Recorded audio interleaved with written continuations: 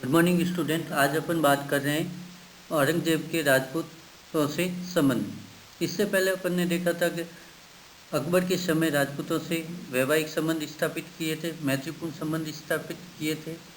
पर यहाँ पर देखने को ये मिलता है कि शाहजहाँ के समय इसमें थोड़ा सा भटकाव आया और औरंगजेब के समय ये अधिक भटकाव आया। जदुनाथ सरकार इसके बारे में स्पष्ट उल्लेख करते हैं कि राजपूतों से औरंगजेब के संबंध कटु थे और विद्रोह प्रवृत्ति के राजपूतों के साथ उसके संबंध अच्छे नहीं थे। वहीं अख्तर अली ये कहते हैं कि जो राजपूतों से औरंगजेब के संबंध थे वह राजनीतिक आधार पर थे, न कि धार्मिक या कोई अन्य आधार पर थे। राजनीतिक के साथ साथ में आर्थिक ऐसे कारण थे जिसके कारण संबंध बिगड़े थे। फिर भी अख्तर अली बहुत सारे उदाहरण देकर, साक्ष्य देकर ये सिद्ध करने की कोशिश करते हैं कि औरंगजेब के समय राजपूतों से संबंध थे वह अच्छे थे, राजनीतिक सहयोग भी औरंगजेब को मिला।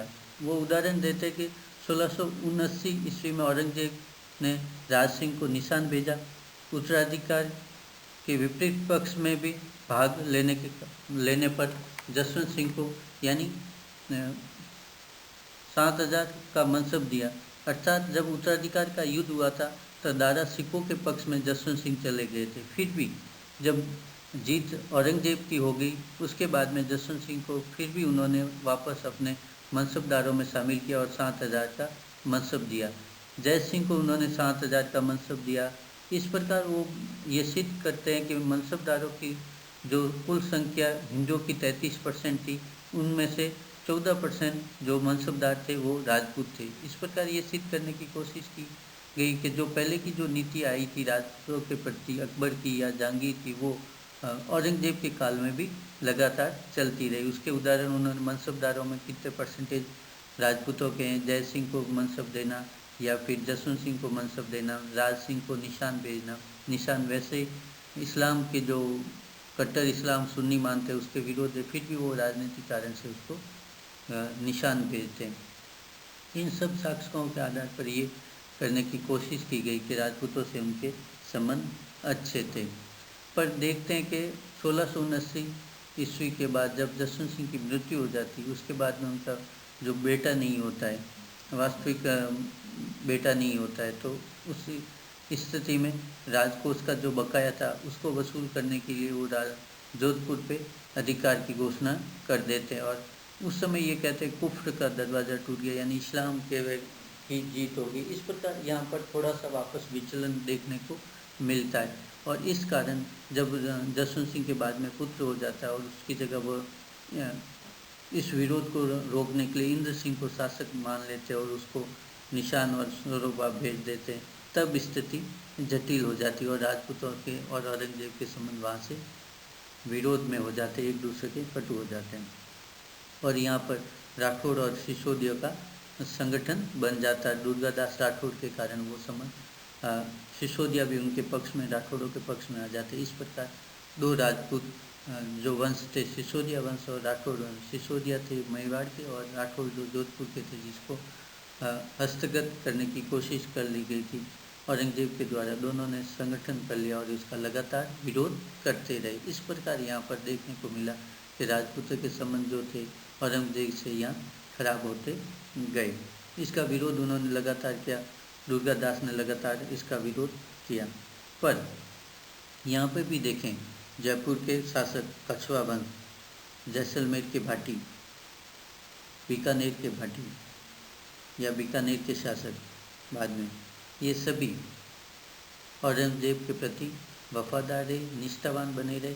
इन्होंने कभी भी बड़ा कोई विरोध नहीं किया। इस प्रकार देखें तो राठौड़ और सिसोदिया वंश के शासक या वंश वाले व्यक्ति ही विरोध किया, जबकि कछुआ, भाटी और बीकानेर के शासकों ने इनका विरोध नहीं किया और उनके पक्ष में बने रहे, मनसबदार लेते रहे।